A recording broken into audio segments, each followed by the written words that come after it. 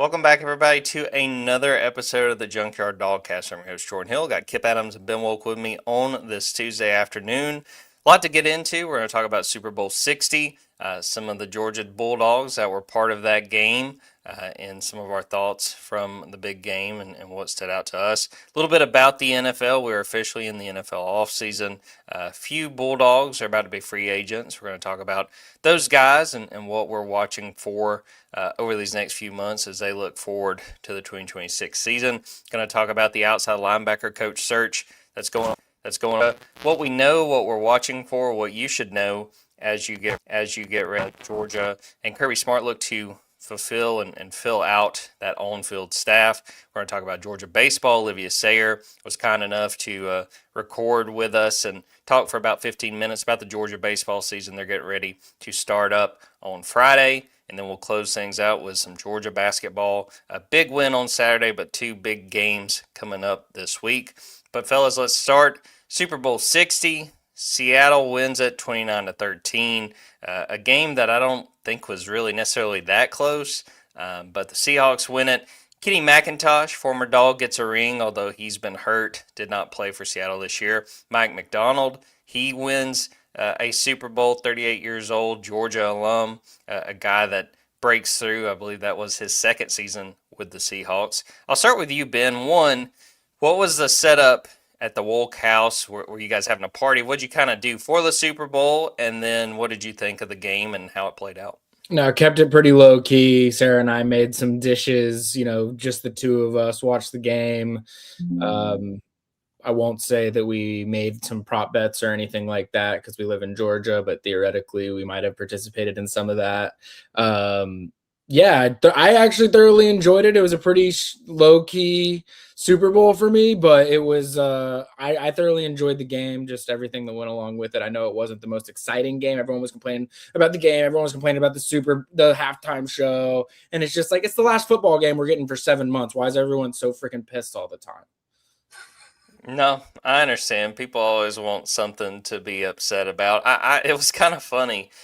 So I was back home and I was not able to watch the first half of the game, and I was kind of following along on my phone. And I texted a few folks in a group chat, and a couple of them were Patriots fans. I think it's 9-0 at halftime, and my plan was, all right, I'm gonna go back to my parents' house and I'm gonna catch up. I'm gonna watch the whole first half, and if I'm able to catch up with it live, fine, but whatever. But I was texting some of them, was like, should I just pick up with the second half? Like, is it even worth going back and watch? And they said no, just skip that. So I did that. Enjoyed what I got to see. Obviously, did not go well for the Patriots.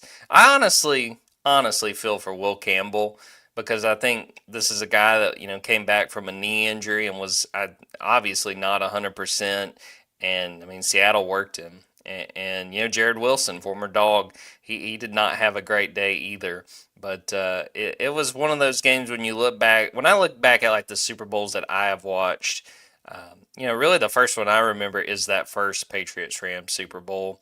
It's pretty low on the list as far as entertaining. I mean, I think the first one the Seahawks won when they blew out the Broncos, that's probably the bottom. I mean, I guess 28-3 probably, but that's for more as being a Falcons fan. It was pretty low on the list, but it was cool to see Seattle. I was rooting for Mike McDonald to break through there and able to win that again so early in his career, 38 years old. Enjoy getting to watch it, and yeah, just happy to end the season, with a fairly enjoyable game. It wasn't the best Super Bowl I've ever seen, but it's one of those things. That's what makes the great Super Bowls so enjoyable. Is you're going to get a handful that aren't quite as entertaining. So it really comes through when they're really tight and they come down to the wire. Kip, what was the setup over at your place? Were you at a party? Were you just hanging out watching the game? And what stood out? What sticks with you from the Super Bowl? We took a page out of the Wolk playbook. My wife and I went with our core three, which is wings, buffalo chicken dip, and Rice Krispie treats, made with Reese's peanut butter cups, and that was just our core snack lineup. And we just enjoyed the event. It's just a spectacle, like from start to finish. Like the whole day, it's just everything's just turned up to 11, and for me, I thought the quality game was outstanding because you just got to see like a masterful game plan put to action. Like, I mean, if you're like for Georgia fans, like seeing someone from Georgia and just his path to being the Seahawks coach, someone who's just like asking for a chance at Georgia, sending resumes to Todd Grantham and trying to get his foot in the door.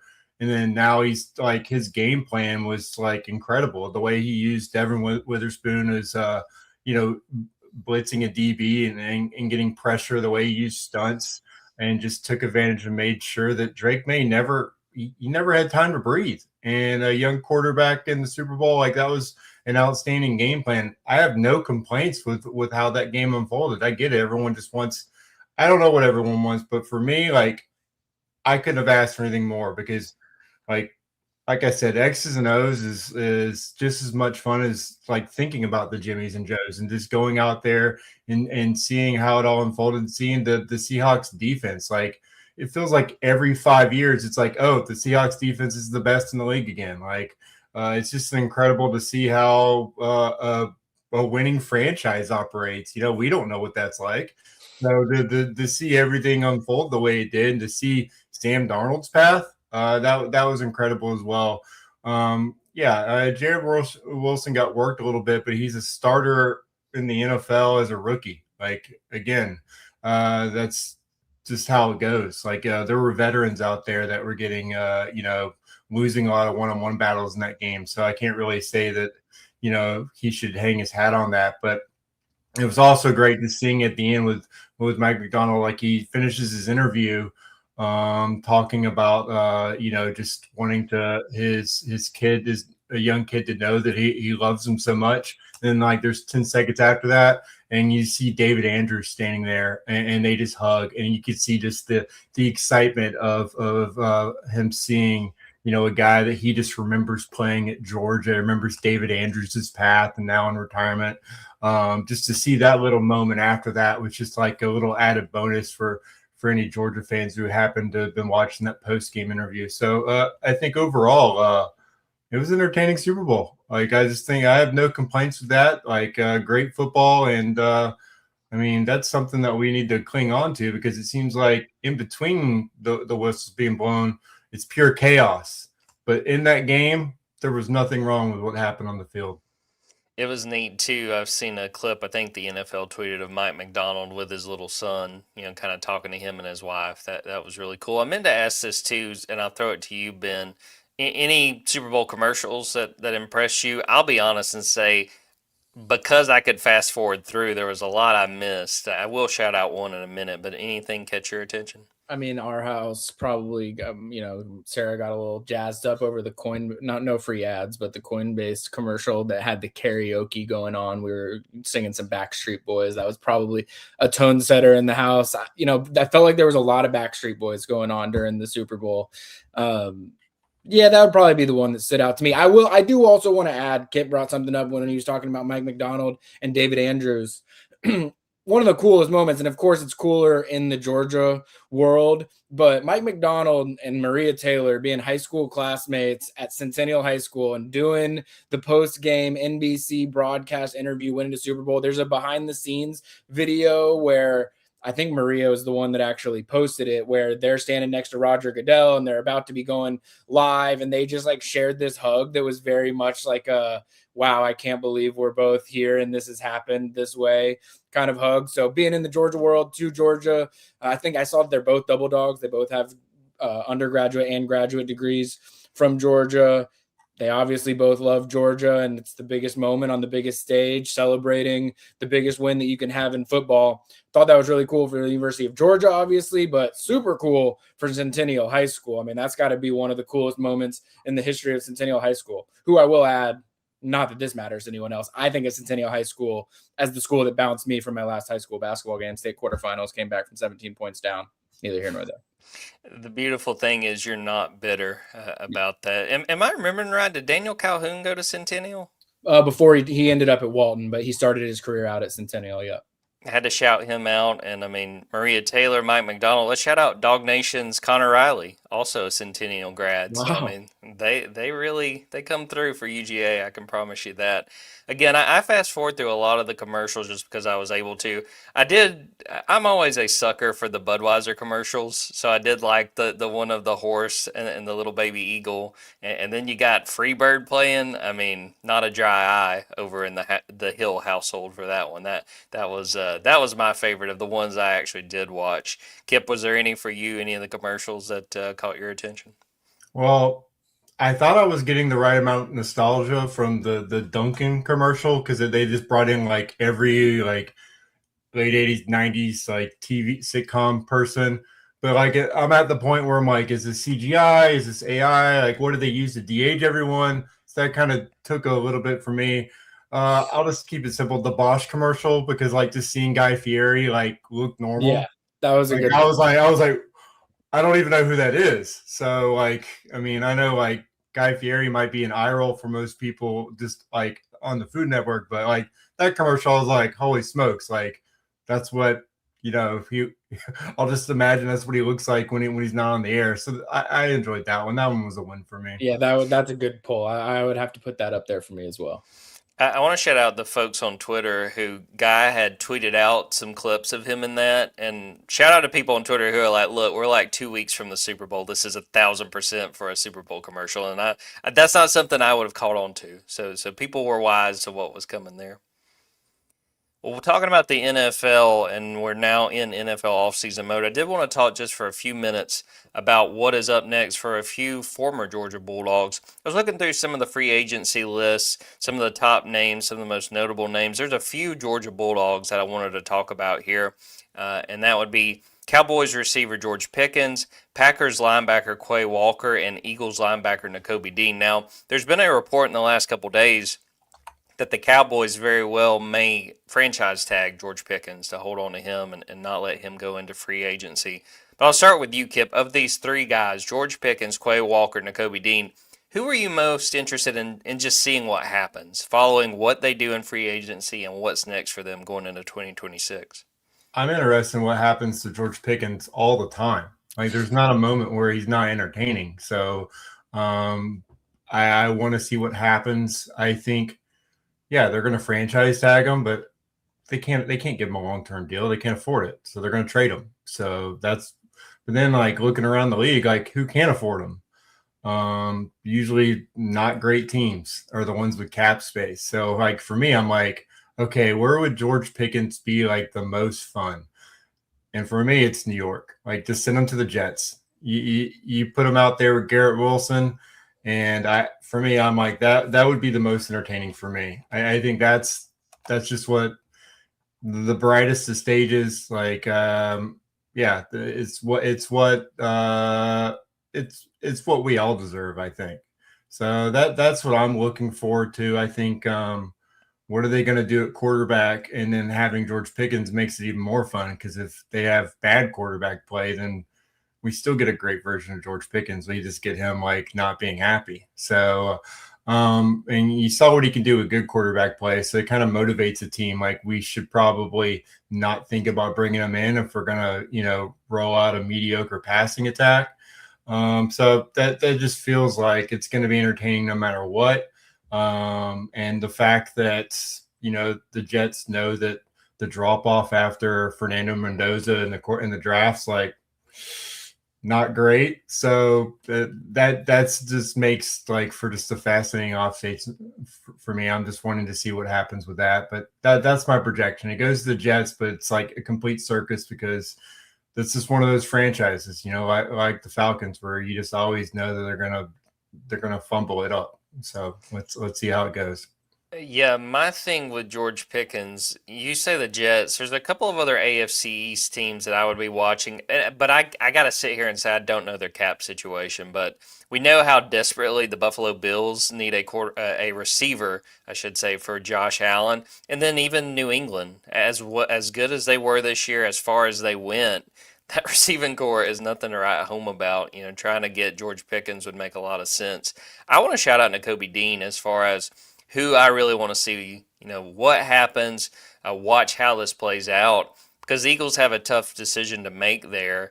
And he's been a guy that I think when healthy, he's been really good. But those are the two key words when you talk about Nakobe Dean as an NFL player. He's really struggled to stay healthy. It's affected how much he can be on that field with a really good Philadelphia defense.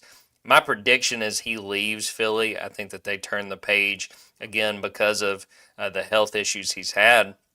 But I still think very highly of Nakobe Dean, and I think he can land somewhere, and I think he can be a productive linebacker. We saw at Georgia what he's able to do. I mean, his ability to diagnose and understand what was coming and be there in a split second. I don't know that I've seen a linebacker do that as consistently as Nakobe Dean did at Georgia. So I think even if he leaves Philadelphia, that he's still got a very bright future. But that's the guy I really want to watch of these three. What does Philly decide to do? And if he does leave Philly, where does he end up? Ben, of these three, George Pickens, Quay Walker, Nakobe Dean, who are you really paying attention to? What do you want to see as they begin the NFL offseason? Well, I'm with Kipp in that I'm always most interested in George Pickens with everything. I don't care if it was like where he went to go get breakfast this morning. I don't care if it was like what he was doing when he was in the gym this afternoon. Like, I would love a reality show where we get everything that's happening with George Pickens, and George Pickens has no idea that reality show exists, so that we all just are getting the uncut version of George. So yeah, I think you said the Cowboys are tagging him. So like, aren't they just going to like have him this year and they'll make it work this year and then they'll figure it out from there? Like, I feel like that's a year is so much time for George Pickens to do something crazy, and like the team or some team that would make the most fun for him to be on. Like, if he's going to be with the Cowboys this year, or at least until the trade deadline, like, I reserve the right to decide where I want to place George Pickens after this year. But I feel like the Cowboys, are a good place. He'll have Chidera Uzodiribe. I know we're going to talk about that a little bit more later in the show, but he'll have him there to sort of be a guiding light in the Georgia world. So yeah, I'm most interested in George Pickens always. On the Quay Walker front, like, he's probably between him and Nakobe Dean, like, he's the more likely of the two to get re-signed by the team that he's on, in my opinion. I mean, I just think Nakobe hasn't been healthy enough for them to justify holding on to him. And I think that he'll have opportunities to go somewhere else for more than what Philly's probably going to be willing to pay him. But with Quay, I mean, he's had some bright moments at Green Bay, and I feel like they're one of those teams that's not too far away from getting over the hump. Like, they just got to do one or two things the right way, and they might be able to be right in that conversation for Super Bowl contenders next season, especially with what they have in that defensive front. So I'm intrigued to see how much Green Bay values Quay Walker, because I think he's integral to what they would like to be able to do next season. Yeah, Quay, I swear every time I look at the stats, he's right around double-digit tackles for Green Bay, and I'm with you, Ben, that, I think that he's more likely to re-sign between him and Nakobe. I do really enjoy you pitching basically the Truman Show, but with George Pickens. Mm-hmm. I would sign up for that, even if I had to subscribe for that alone.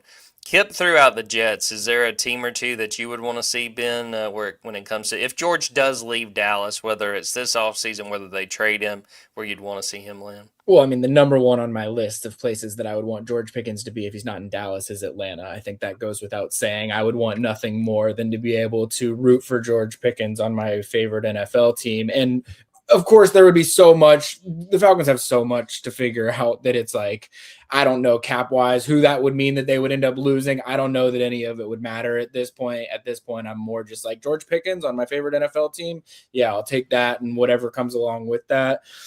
If you're able to retain some of your, receivers, and like you're able to have an offense that doesn't change a whole lot and you've just plugged George Pickens into it, that would be fun as well. If I'm thinking more realistically and not selfishly, I mean, I would love for him to just be able to go somewhere that I think that he can win, because I do think he is just a game-changing player. Like, I'm not sure on the cap space on a lot of these teams. To Kipp's point, the list of teams that he's actually going to probably be in play for is pretty small. And it's going to be a lot of teams that aren't going to be very competitive. But if I'm doing the competitive side of things, like, I'd love to see him be able to get out to LA and play with the Rams and be with Matt Stafford for the end of Matt Stafford's career, a little Georgia to Georgia connection. He can, and I don't know, I don't think they can live in a world where they have Puka Nacua and George Pickens, but if they could, I think that would be a lot of fun. It would be appointment TV, I think, for most people in the Georgia world too. Kip, was there a list of teams you see as being possible? I just saw when Ben was Yeah, talking as there. far as cap space, the Titans have the most cap space. They do need a wide receiver. I actually think that's where Cam Ward and George Pickens would be fun. yeah, that's where I actually see a guy like Quay Walker ending up. And then you got the Raiders. I mean, they obviously need a wide receiver. They need a complete new offense other than Ashton Genty. Got Brock Bowers out there. So, I mean, you could really form a deadly offensive attack, adding Mendoza and then George Pickens to that group. And then, I mean, Lad McConkey out there with the Chargers is having to kind of do everything for them, but they don't have an offensive line. So I think they're going to spend all their money on the offensive line. So those are kind of the main teams.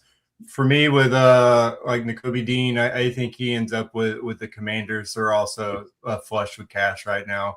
So that kind of makes sense for me. But those are the teams that have the most cap space. They're the ones that have, I think, over 60 million in effective cap space, which just goes to show the next team is the Seahawks. They're sixth in cap space. So that's just kudos to that franchise for knowing how to draft really well and taking advantage of a overall cheap roster.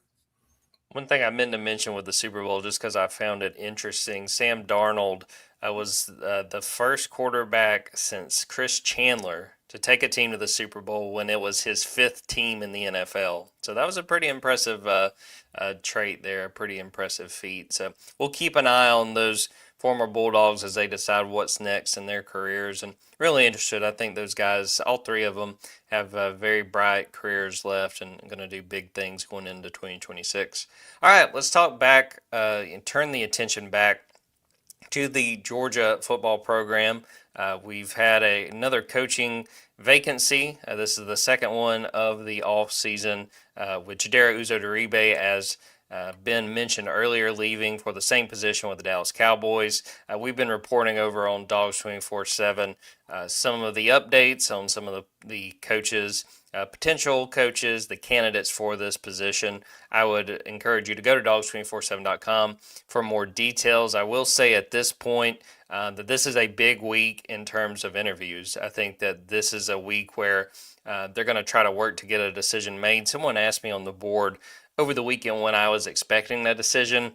I think it's more realistic than anything to look to next week, because I think they're going to try to take their time to interview who they want to interview, pay attention, give everybody an opportunity that they want to bring in or have a Zoom with or call, and not rush this decision, which I wouldn't expect Georgia to do.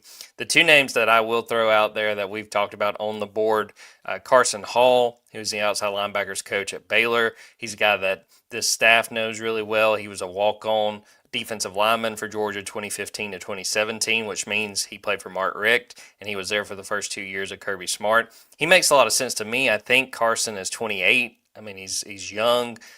He's a guy, again, played at Georgia, so he understands what it means to be a Bulldog, and probably more importantly, he understands the expectations of this coaching staff. He understands what that would mean and what Kirby Smart would be expecting of him as a position coach. The other guy that I will call out that I'm paying attention to is Kentucky outside linebackers coach Tony Washington Jr. He's a guy that played at Oregon. He was an assistant at Oregon for a little bit.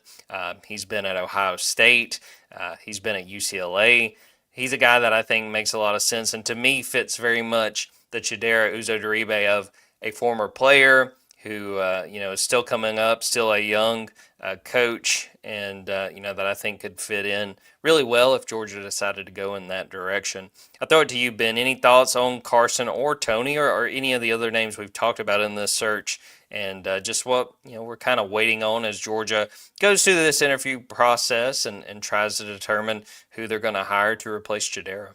Well, I'll talk a little bit more generally about what I think, at least what I've been told Georgia's objective is through this outside linebacker search, and that is similar to when they were hiring an outside linebackers coach in 2022, and they hired Chidera Uzodiribe, who I think was about 29 years old when he was getting hired at the time. Might have been 30, but point being, Georgia wants to go young, up-and-comer at this position group. I think there's a few different reasons why. I think it is a very competitive recruiting position, and so you have to build a lot of relationships. We've seen time and time again, like Chidera Uzodiribe did not hit on every single one of Georgia's top targets, but they were still able to build out pretty robust classes or go and get the guys that they identified that they wanted. And so I think that Georgia views this as a tough job. Like, it's not the easiest job that Georgia has on its coaching staff.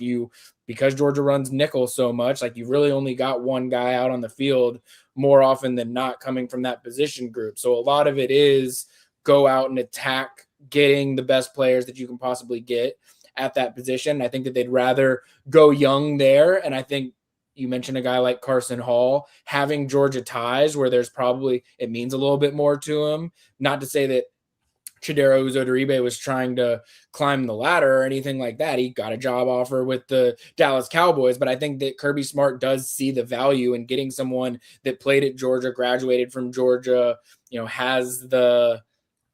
it means more to him that it's the University of Georgia than it might to some other guys that he's looking at. I also think the other piece of this is Georgia has a couple of, and we know that there's more coaches that can be hands-on nowadays than just the 10 on-field assistants like it used to be. And so because of that, Georgia has some guys that are in quote-unquote off-the-field coaching roles, like Andrew Thacker at nickel coach, like Brandon Streeter, who works with the quarterbacks very, very closely. And those are guys that are coveted coaches to become on-field coaches at other places across the country. And it was very important for Georgia to make sure that they retained guys like that they have on their staff. And I think because of that, you're not going out. This isn't going to be $1 million assistant coach position. Like, Georgia's not going to go pay an outside linebackers coach to be top dollar outside linebackers coach across college football, because it's not where I think that Georgia feels that it needs to place its coaching resources. Like I just said, when you've got one guy from that position group on the field on 95% of snaps because you're running nickel, you're not going to make that the most lucrative position coach that you have. And so because of that, you have to go young, but it also gives you the flexibility to make sure you keep Brandon Streeter on your staff, that you keep Andrew Thacker on your staff. And I think that those are some of the things that these decisions are more complicated than just go get the best outside linebackers coach that you can find, or go find this established veteran, because that established veteran is going to have different motivations in their career than I think what Kirby Smart's looking for from whoever the next outside linebackers coach is. Yeah, I think there would be a lot of appeal just when you look at this staff of bringing in guys that understand the expectation. And, I think that like any coach, like when Chidera got here, I think that, he had to learn what Kirby Smart expected of him. And you talking about outside linebacker, I wanted to point this out too, Ben. Not only, you're usually only going to have one of those guys out there. These defenses are not built for outside linebackers to really shine. It's the inside linebackers that are going to log the stats, get a lot of the big-time stats. And, I think when we looked a couple years ago when Damon Wilson left, I think that was a piece of the reason why he left, was that, look, he didn't have a chance to shine. He was not going to be, an all SEC kind of outside linebacker because of how this defense is run and what they expect of those outside linebackers. But in saying that, man, Georgia's gotten some really great inside linebackers and made the most of those talents. That's not to say that one way is better than the other. It is what it is. Kipp, I'm going to kind of change the question for you. Let's say it is Carson Hall, that he ultimately winds up being hired. What would you make of that, just his potential at Georgia and, Georgia's decision, if it winds up being Carson Hall, what he could bring to Georgia? Well, I was going to say, whether it's him or Tony Washington, there's probably a dark horse candidate interviewing probably as we speak that we don't even, that hasn't even been mentioned. But it's clear, respect to you guys, like, that's a good age to bring somebody in. Like, if you're trying to get younger on the coaching staff, 31, 33 years old, that's up and coming to me. No offense to Glenn Schumann, not everyone can come in on Georgia's staff and coach on the field when you're freaking 25, 26 years old. But I think if they bring in Carson Hall, it's Kirby going, you know what? Maybe I can get an extra year or two out of him here. Maybe that pull to want to get Georgia, back to where they were 4 years ago allows, me to just to hang on to a guy like that. And maybe it lines up better with when I need to replace a coordinator.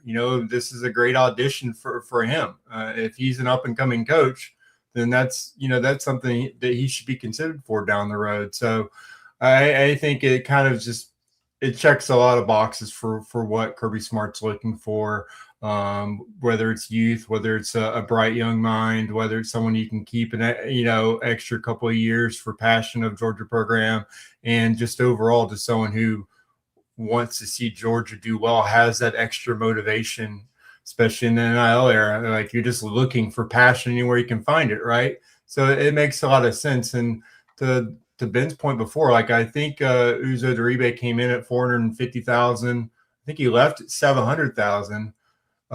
So among non-coordinators, I think Georgia was paying outside linebackers coach pretty well. I don't know where that is in the ranking, but I would say it was probably in the top 10, like top 15 non-coordinator salaries for outside linebackers coach. So I think still that position is going to be coveted. I mean, like Kirby's not just like having to go with Carson Hall. Like you think about the fact that you're bringing back your top two starters in Gabe Harris and Latavius Johnson. Oh yeah, the three freshmen you just had last season, and Chase, Darren Kinnebong. You bring in Amaris Williams as well. Like you've stocked that position. Like half the work's already done for whoever comes in. This is basically a resume builder. You come in and coach this group up, coming off of the worst season of the 21st century for Georgia's pass rush. Like the only direction you can go with this group is up. And Kirby finally admitted it in his interview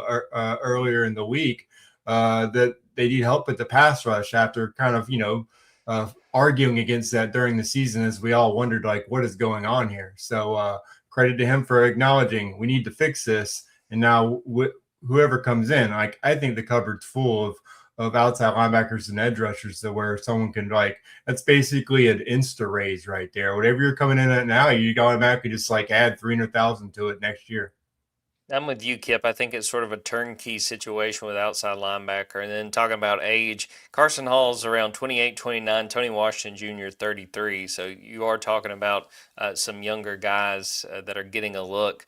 Again, yeah, go ahead, Ben. Well, you just think about the last two outside linebackers coaches that Georgia's had are Dan Lanning, who is one of the best head coaches in college football right now, and Chidera Uzodiribe, who goes to the NFL. So to Kipp's point about how coveted this is, it's like money aside, age aside, all that aside, it's like the chances are if you're at Georgia as an outside linebackers coach for 3 to 4 or 5 years, like your next job that you're going to take is going to be a really big job. Yeah, I think that's absolutely worth pointing out. All right, stay glued to Dawgs247.com. We will have updates as this week goes on. Really interested. I can't say for sure, but I think there's a chance, by Thursday, Friday, we have some clarity on where this is headed, how these interviews are going, and who winds up ultimately replacing Chidera Uzodiribe as outside linebackers coach. So we're going to take a quick break. We're going to come back and talk some Georgia baseball. We'll jump right into the segment that I recorded with Olivia Sayer, Georgia baseball, getting ready to host Wright State to open the 2026 season. We'll also talk some Georgia basketball after that. Want to make sure and encourage you all to sign up to Dawgs247.com. Still got a 50% off sale. If you want to join the Junkyard, you can do that and pay half price for an annual membership. Great stuff there. You've got the updates on these coaching searches. You've got Georgia football just really about a month away from spring practice starting. Got the rest of the Georgia men's basketball season to follow along. Georgia baseball, as I just mentioned, that's going to get going on Friday. So great time to join us on the Junkyard, and I hope you will do so. So we'll take a quick break and be right back.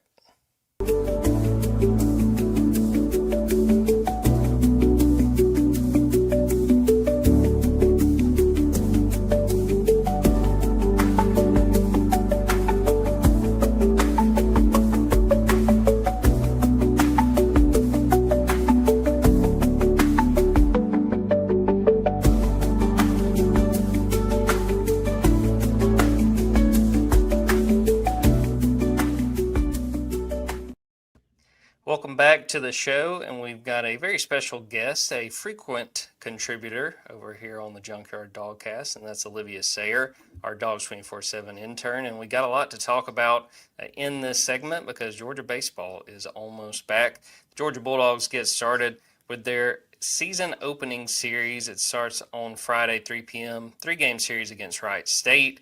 And so we're bringing Olivia back on the show to talk about this Georgia baseball team, the expectations, the names to know. Before we get into that, Olivia, first off, thanks for taking the time to come back on. And just how excited are you to get this baseball season going? Of course. Thank you so much for having me. I am really excited. A lot of you guys probably know baseball is definitely my favorite sport, even more for college baseball. And I think it's going to be a really good team for Georgia this season. We'll see sort of how it shakes out, but on paper, it's probably one of the most talented teams it's had over the last few years. And we're going to get into that a little bit as we go through this episode or this segment, but want to kind of start looking big picture at this program. Wes Johnson going into his third year, coming off another successful season for the Bulldogs. They won 43 games for the second straight year. They don't go quite as far in the postseason. They lose in the regional to Oklahoma State. So what's sort of the vibe in your mind with where the program is right now, what Wes has done so far, and what he's looking to accomplish going into year 3? I believe it's in a great spot, and I think this is really Wes's team this year. There were still a few players that he inherited, a few other things that he inherited from the previous regime. Yes, he did build those teams with the transfer portal mostly, but in terms of recruiting classes, this is his group of guys. And then he also went after the portal again. They had the #1 class per 64 analytics. And he's really just sort of built this team the same way he built it over his first few seasons, which is through that portal, through those veteran guys, because he really values that experience. So this is an experienced team. It's an older team, which is actually trending that way for a lot of teams in college baseball in terms of they're going older. But yeah, like I said, this is just sort of his team. It's his group of guys. And I think this is the most stacked Georgia team in terms of talent we've seen so far in a few years. So we'll kind of take turns looking at the pitching, looking at the hitters, but I want to kind of talk more about guys coming back. Who are some of the established names that were on this team last year that fans may hear that name and go, oh yeah, I remember watching him last spring? Well, there's not many, but the one that sticks out the most is probably Trey Phelps. He's now a junior this year, could have turned pro last year because of his age, but he decided to come back because he said the way Georgia finished last year is not how he wants to go out. Obviously, that team had a lot of hype around it. It had a lot of talent, and it sort of just faltered off towards the end. And he wants to almost come back and avenge that. And he's also playing third base this year. So last year, he kind of moved around a little bit. His freshman year, he was mainly the designated hitter. And he said as that designated hitter, he came to the ballpark every day. He sort of knew what his role was, so he could just focus on the hitting. And they're trying to get back to that mindset a little bit this year, so that's why they're sticking him solely at third base. But aside from him, you look at guys like Daniel Jackson. He had an incredible summer in the Cape Cod League, was named one of their all-stars, I believe. And then Brennan Hudson's another one that kind of flew under the radar last year because he was behind Daniel Jackson and Henry Hunter. But he had a good summer as well, and he's come up big for Georgia in times in the past. And then in terms of pitching, there's really not that many guys. Georgia lost its entire starting rotation, but you have Jordan Stevens coming back. He is injured a little bit right now, but threw 100 at times last year, just needs to get that consistency together. And then one guy that's really stood out to the coaching staff is Justin Bird. He also played somewhere during the summer. I forgot the league. It wasn't Cape Cod, but it was something else. And he performed well there. And Wes mentioned as he could be someone that could step into the starting rotation at times. So there's not a lot of guys that are coming back, but the ones that are, they're very impactful. All right, if we're going to talk about a Wes Johnson team, we got to talk about the pitching. Who are some of the pitchers, Olivia, that you're interested in, guys that you think, whether they're in the rotation or whether they are coming out of the bullpen, that you think will play really important roles for this Georgia team? The first is Kenny Ishikawa. He's a transfer from Seattle, originally from Japan, and he's actually a two-way player, and I went to a lot of fall scrimmages during the fall. There was not one scrimmage that I walked out of it unimpressed by the way he played, whether it was on the mound, whether it was in the batter's box. Really all-around player. He was consistent on the mound. He's not going to throw that 100, 101 even miles an hour that are what show up on the highlight reels, but he gets the job done. So I think he's going to be a fun one to watch. The one that's garnering a bunch of the highlights and a bunch of the attention is Joey Volshko. He is a transfer from Stanford along with his teammate Matt Scott, was very highly ranked, and he throws 100. And Wes has worked with him on a lot of sort of mechanical things during the fall, so he's had a couple of up and down performances, but now he's at that point where he really has those adjustments. And so you're starting to see that consistency build with him, because there's no doubt he's talented. He wouldn't be ranked as high as he is if he's not talented, even on MLB draft boards. But it was just really the consistency for him at Stanford, and I think the tweaks that Wes has done with him can help build that up a little bit. Aside from him, Dylan Vighu's a transfer pitcher from Michigan who has a lot of, I guess, hype around him. Like I mentioned earlier, Matt Scott, who was Joey's teammate at Stanford. And then there's just so many other guys. Bradley Stewart is another one that I didn't mention earlier. He's a left-hander. He's coming back from an injury, had some really good practices in fall. So there's a bunch of guys within this pitching staff. Yeah, can't wait to watch once this season gets started, how they kind of figure out the roles, who winds up doing what, because non-conference play, that's such a big part, sort of figuring out everybody's role. All right, let's talk about the hitters. You already talked about Trey Phelps. Who are some of the other guys that you think will be key components to this offense and who will be out in the field? I think Daniel Jackson will. Him, along with Jack Archimone, who transferred over from Richmond, are going to be the main two behind the plate, and then you'll see Brennan Hudson in there as well. But even if they're not behind the plate, Wes plays everyone all over. Colby Branch is going to – I completely forgot about Colby Branch, who's coming back as well. He's a big one. But Colby Branch is going to be at short. Trey Phelps is going to be at third. Everyone else is probably going to be scattered all over the field. But Daniel Jackson, Jack Archimone, Brennan Hudson, Kenny, who I just talked about, Jordy Oriach has a really cool story. He actually almost had to quit baseball in high school due to just some family moving stuff, but stuck with it, got an offer to play, eventually ended up at Georgia, and so he's supposed to be a big bat in the outfield as well. Bryce Callaway is another interesting one. He's a two-way player, transferred in from New Orleans along with Grant Edwards, but he has a really big bat, and the biggest thing that I think you're going to see from these hitters is I don't think they're going to strike out as much. Wes and his coaching staff really prioritize that in the portal. They got guys with high walk rates and low strikeout rates because that was one of their biggest problems last year. And so I don't know if this team is necessarily going to hit as many home runs, but I think you're going to see more consistency at the plate in terms of those walks and those strikeouts. So just a little bit earlier, as we're recording this on Friday, earlier this week, the SEC coaches put out their picks for the preseason. Georgia 9th. Olivia, was that surprising at all to you? And I'll kind of follow that with, when you look at the SEC, who do you see as those top teams that Georgia's got to compete with? It was surprising, but at the same time, it really wasn't. And I'll have a story on this out sometime, probably over the weekend, on why this is the case. But just to keep a brief version of it, I've said it many times. I think this Georgia team is talented. I think it might be one of the most talented ones in college baseball in terms of what they have on paper. But with that being said, the SEC this year is completely stacked. So I wasn't necessarily that surprised that they were ranked 9th. I probably would have put them a little bit higher.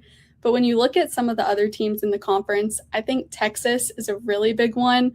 I still don't like the way they went about that whole coaching change a couple of years ago, but there's no denying that Jim is an incredible coach. We saw it last year. Georgia was actually on the receiving end of how good of a coach he was last year with that series in Austin. But I think they're going to be good. I think Tennessee behind Josh Elander is going to be really good, even though they did lose Vitello to MLB. I love that they stuck in-house. They brought all their guys back. Good recruiting class. Didn't really lose that many, so I think they're another team to watch.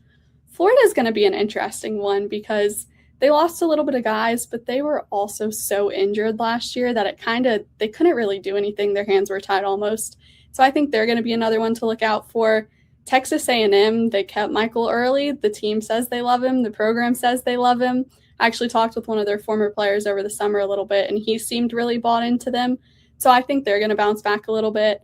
And then Mississippi State is the other one I'm looking at. Whole new regime. We all know they have the facilities in place. That school buys into its baseball program. And now with the right guy leading the way, I think they could do some stuff. And then Arkansas and LSU as well are the other two. I'm trying to think. Probably those two. Those are just consistent. They've always been consistent. They're always probably going to be consistent. So it's a really loaded conference. We could definitely talk about all 16 teams just because, it's kind of cliche, but you look at In really all the major sports, it is so deep within the conference, and the margin for error, as the men's basketball team is learning, is so very small. And I expect it to be the same with baseball. Well, I talked about it, Olivia, a few minutes ago with the start of non-conference play. The next month and change.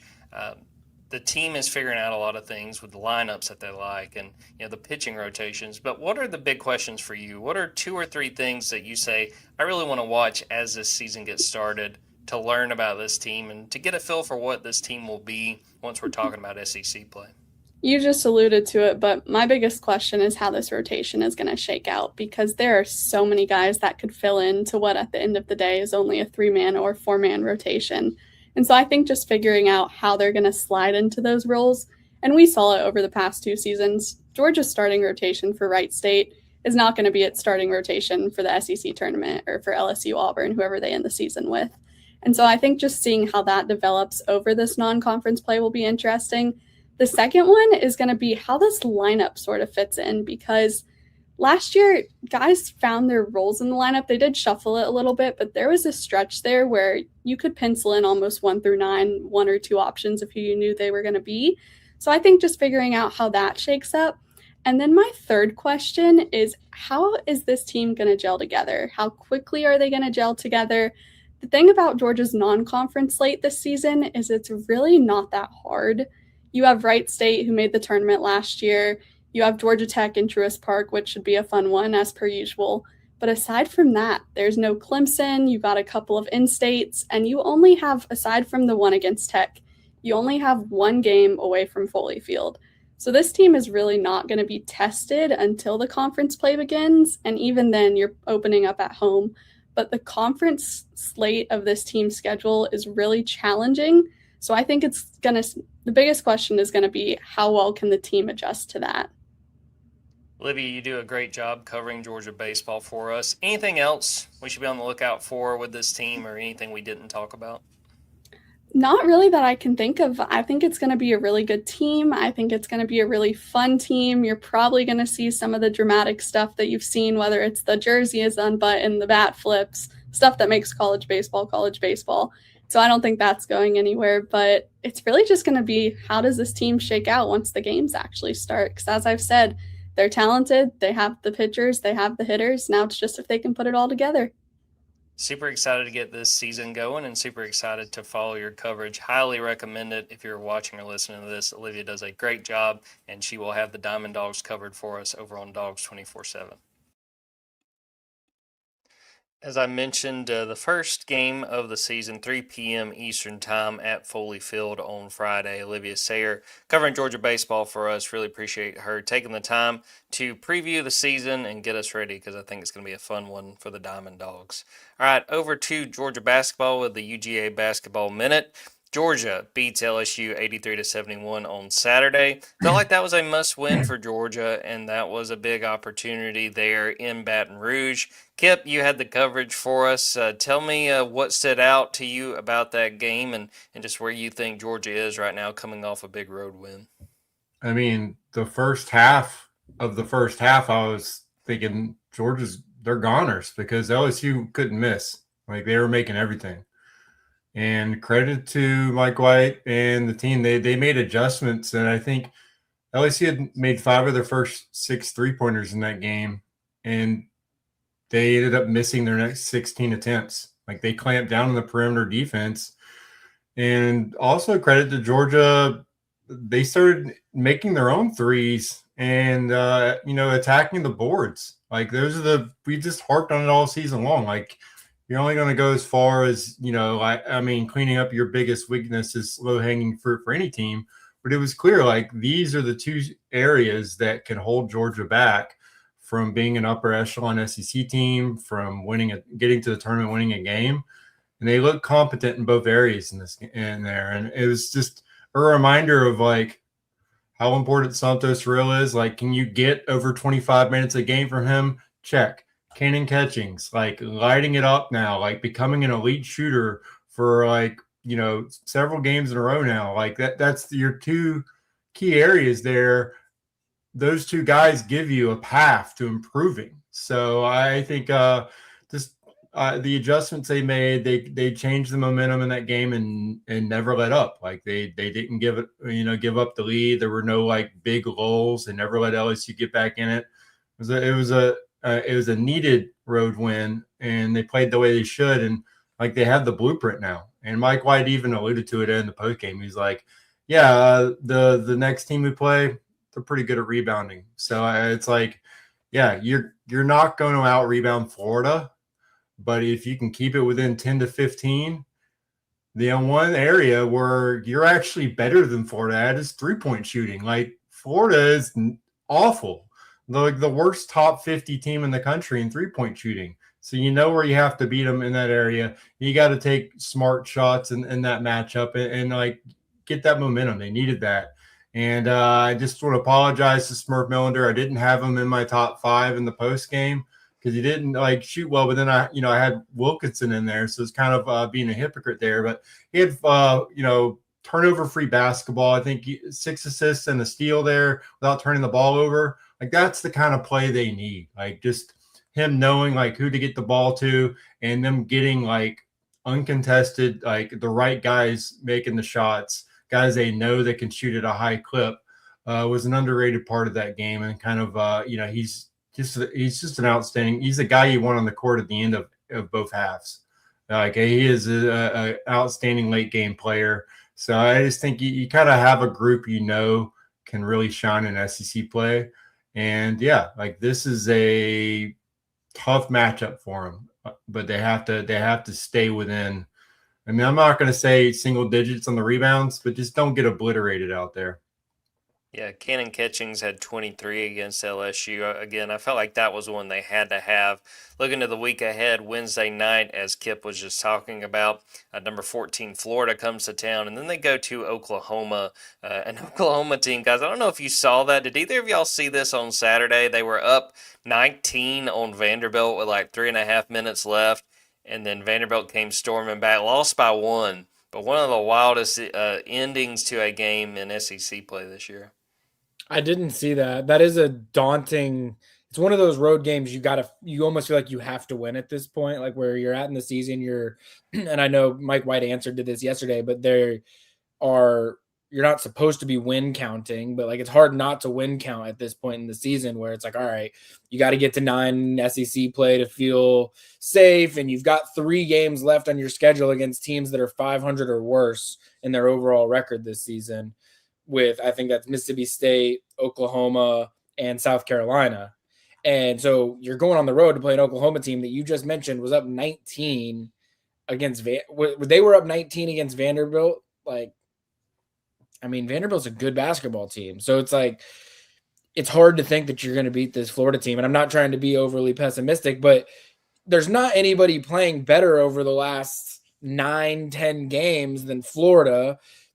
They have the best bigs in the country, and I think bigs win in college basketball, at least during the regular season, because most teams can't hang with you. Like Georgia uniquely does have a guy in Santos Surreal where he can pose some issues for teams like Florida, but he's got to stay on the court. He obviously hardly played in that first Florida matchup. And so, I mean, the pessimist in me, but also just the realist in me says, I think you're hard pressed to beat a team that rebounds as well as Florida does, when that's kind of your Achilles heel of this Georgia basketball team. And they don't make mistakes, which again, if Georgia's turning teams over, they're going to beat a lot of teams. Like you saw, you're down 15 against LSU and you start turning them over and you're getting a bunch of points in transition. And like Georgia can flip a game on you really, really quick if you're being careless with the basketball. Historically, Todd Golden basketball teams aren't teams that are very loose with the basketball. I'd say they probably haven't gotten exactly what they wanted out of their transfer guards this season. So maybe that's an opportunity. Get them on the road and getting in some chaos, turn them over a little bit, make them run with you. Maybe that's a way, like a recipe to be able to beat this Florida team. But I think this Florida team's as good as anyone in college basketball right now. And the reason why I say that, like 4 bigs that would be like the best big on basically any other team in college basketball. And like we've seen, like, and I know this is an extreme example, but like Zach Edey controlled college basketball for 3 years. I know they never ended up making as deep of a tournament run as they wanted to make, but they were consistently a 1 or 2 line team every single year, because when you have bigs that nobody can do anything with, there's just no answer for that in college basketball a lot of times. And I think that's why you see coaches in certain spots in the SEC get desperate going and getting G leaguers to play center for you, because like they just don't exist the way you need them to in college basketball. And Todd Golden's got like 4 of them. Yeah, and I wanted to point out, you talked about how good Florida has been playing. Their last 3 wins, they have outscored their opponents by a combined 89 points. So Florida is playing really, really well. It's going to take a lot for Georgia to win this one, but they're going to do their best. I was going to say this too. At this point, Ben talked about, kind of, seeing how many wins you can stack and what you can get to at the end of the year, or at the end of the regular season. My thing with where Georgia is right now, you're kind of looking at it a game at a time, but even more so a week at a time. And I look at these next 2 weeks, and really the Oklahoma game this Saturday, and then the following Saturday when Texas comes to town. I think if you get one of those, you feel okay. If you get both of them, you should feel really, really good. But Ben, I don't know if you feel that way, but I just look at how Oklahoma has been playing, albeit they did just have a big win in Nashville, and then the chance to get Texas back in Stegman, a team that Georgia led by 7 at halftime of that game in Austin. I think if you get one of those, I think Georgia should feel pretty good about their trajectory as we get closer to the end of the regular season. I would agree. And I mean, I don't know, I'm not as dialed in on the bracketology side of things to know, like, is it 4 wins that Georgia feels like it needs to get? But to me, I'm looking at it and I say 4 wins is the magic number where you should probably be feeling comfortable.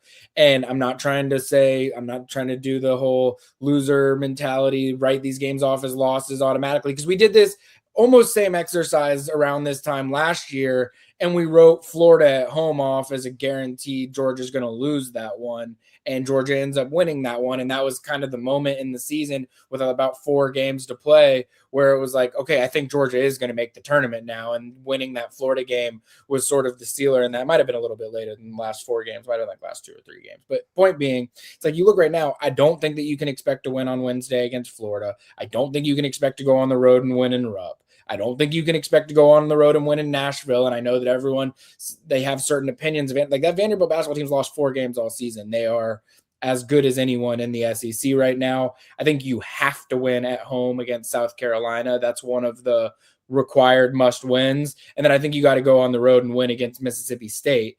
At home against Alabama, I think is gettable. I do think it's gettable. And so, like, you have to find a way to get 4 out of that. And so it's like, to me, it's Oklahoma, Texas, South Carolina, Mississippi State, and Alabama. You got to get 4 out of those to feel safe. It's easier said than done. You look at that and it's like, all right, Mississippi State's 11-12. You should win that one. You look at it and say Oklahoma's 12-12. You should win that one. It's not easy to go on the road and win against any of these teams. I think that was proven when Georgia went on the road against Texas, who's not playing great, but now that one feels like a must win against Texas at home. And you just saw they boat raced you in the second half the last time that you played them. So winning against them is certainly no gimme. So it's easier said than done, but I'm more optimistic than you, Jordan. Like, again, in one of these, like the Alabama game, it's like, any team that is not super solid defensively and rebounding, Georgia is going to be able to take advantage of. Not saying they're going to win the game or whatever, but it's like the way this Georgia basketball team plays. If you're playing a run and gun game with this Georgia team and you're turning it over and you're being a little bit loose with the basketball, like, Georgia's going to be able to give you a chance to win. So I do think Alabama's gettable. Vanderbilt's probably gettable in that respect. I'm just not predicting Georgia to go on the road and win any game against a team that's won 20 games already this season. LeBaron Fallon is really the main reason. I see where you're coming from, but it's LeBaron Fallon that I'm like, I don't think Georgia can slow him. My thing with him, and like, I don't disagree with you, it's like Jeremiah Wilkinson, like, I think one of the strengths of him is like, he's a taller, longer guard than a lot of these other guys see in college basketball. He can obviously jump with anybody in college basketball. And so I think sometimes, even though he's not the most elite defender, I think he just poses this matchup issue for people where when you're switching from, like, him, and then you get a ball screen, and now you've got Santos Surreal, and then Georgia switches everything. So it's like you end up you get cannon catchings. It's like Georgia just presents so many weird matchup things for some of these point guards. They're like, you've got to play sharp basketball against Georgia, or they're going to turn you over and they're going to go on runs. And like Georgia's, anytime that a team's, I don't know what the stat is exactly, but like anytime Georgia's turned a team over X amount of times, they've won the game this season, because it's like when they're scoring in transition, like they make it look pretty easy. Yeah, excited for this upcoming game Wednesday night against Florida. I'll be there in Stegman Coliseum. You can stay glued to Dawgs247.com for that. Before we get out of here, I'm going to put our resident Atlanta sports fan, the number one voice of reason, Kipp Adams, on the spot here. James Pierce arrested over the weekend, and I don't know if you've even seen this since we started recording. Spencer Schwellenbach going on the 60-day IL with right elbow inflammation. What's keeping us going as an Atlanta sports fan right now, Kipp? What's the temperature? What do we need to do to see us through as we wait for spring training to start with the Braves, and we're just holding on for dear life? It's the deepest draft pool for the NBA draft we've seen in a long time. There are outstanding players playing every single week. And, the Hawks have a great chance of getting anywhere from the first pick. I'll just say sixth pick. Top 6 picks in the draft are outstanding players. Like it was a gift for the Hawks to trade down, get Asa Newell, and then get the best pick from between the Bucks and the Pelicans. Now there are teams that are tanking on unearthly levels beyond which the Bucks and the Pelicans are, but we get the combined odds for both of them. So it's still a win. That's where I'm hanging my hat on. If you want to be hopeful, watch college basketball games and salivate over all the guys you're seeing play right now. We told everyone all offseason the Braves needed more pitching regardless. They continue to make the same mistake. No matter what, you got guys who are coming off injuries, and you're like, well, we got 4 of them, so the odds are not in your favor. We didn't even make it through lunch before one of our best pitchers is out for most of the year, and he's not going to come back from that and be the same guy this year. So now you need 2 pitchers, really. So that's how far we made it in the spring training. And then with the Falcons, it's like it was like a parting gift, from the last administration, to where we actually said there were concerns here with James Pierce. I mean, like the Tennessee, there were plenty of flags there that he's not the best decision maker. We're going to let due process run its course here. But as of right now, based on what we know, that Rams pick, the pick we gave to the Rams looks real nice right now. It looks like we have to move edge rusher up our draft boards for the Falcons now. And once again, we're back to square one. I think Matt Ryan and the new coaching staff are just like, but this is what happens when you go from the Browns to the Falcons. You're only going up 1 peg. You're only going 31-30 here. So that's to be expected. I think it's brutal. Like it was just there's only so many new ways you could be surprised, but there's unlimited. Like we're gonna live this over and over again as Atlanta sports fans. So watch college basketball is my tip for Atlanta sports fans right now, because hope is always available. And right now, I think the Hawks are your best shot at hope down the road. When I wished upon a star that we would be talking about the Atlanta Falcons on Super Bowl Sunday, that was not necessarily what I had in mind. Ben, you got any thoughts on that, or Schwellenbach? Just not a good series of days for Atlanta sports. Yeah, it's dark times in Atlanta sports right now. I was just thinking this, like, I know there have been moments where like the Braves get eliminated from the NLCS or the NLDS around the same time that the Falcons are losing like a Monday night football game or something like that. There have been bad times, but like those were at least like heartbreaking times. This is just, this is brutal. Like there is very little optimism, I would say, across any of these franchises right now. And I tend to be on the optimistic side of things. I'm with Kipp. I love the draft. Why should I feel that the Hawks are going to end up on the right side of that, however that shakes out? I mean, I think I saw someone in the comments mention Darren Peterson. Like, I think the hope right now is, as silly as this sounds, like, I think he's the best player out of all of them, but he's not playing a lot. Like, he was supposed to play last night. He doesn't play last night, kind of ruins what could have been a really good night of college basketball. I think that people are going to sour on him. So I think maybe the hope is like the Hawks end up with like the 4 or the 5, and Darren Peterson just slips because people are uncertain on him. And then the best player just ends up in Atlanta potentially, but still, then in that world, if he ends up in Atlanta, he'll just never end up playing. That he'll be a career guy that just never played. So I don't know. I have little reason to be optimistic about any of these teams right now. The Schwellenbach news I felt was kind of it's just the tip of the iceberg. This just feels like it's another season where it's like, oh, and then this guy's going to go down, and then this guy's going to go down, and then you just don't actually have a rotation whatsoever, just like last season. So not to end this podcast on such a terrible note, but I mean, they're just it's as bad as I can ever remember across all three in terms of what you actually can realistically look forward to and not just be on pure hope. Which I think that's what we're on now. I think we're just freebasing hope. Yeah, I love Caleb Wilson. Out of North Carolina, bring the hometown kid back to the Hawks. Like, I want the 4 to 5 pick. Give me Kingston Flemings out of Houston. He might be the best point guard in the draft. And then Mikel Brown Jr. went off last night, so I've been waiting on him to show me something, and he did. So no, listen, somebody else can have. Like, I love the thought of Darren Peterson, but that's all we have in the Hawks is the thought of people. I want an actual player, so just take them off the board, man. Like, if we get pick number 1, we're the Atlanta Hawks, Kipp. We cannot be taking Darren Peterson off the board. I'm saying Hawks. Let somebody else take him number 1. I'm fine with 4 to 5 because then bad decisions get made for us. Like you let other people make the mistake instead of us, and then the smart decision falls into our lap. Like it has in the draft. Like, I love the way it went last. Yeah, no, 100%. But if there's a world, if there's a world where the Hawks can take Darren Peterson and the Hawks do not take Darren Peterson, he will become a generational superstar. And I have no doubt if the Hawks pass on Darren Peterson, he will lead the league in scoring for the next decade. Yeah, okay, 100%. The guy is a bucket. He's just also D and P. Yeah. So.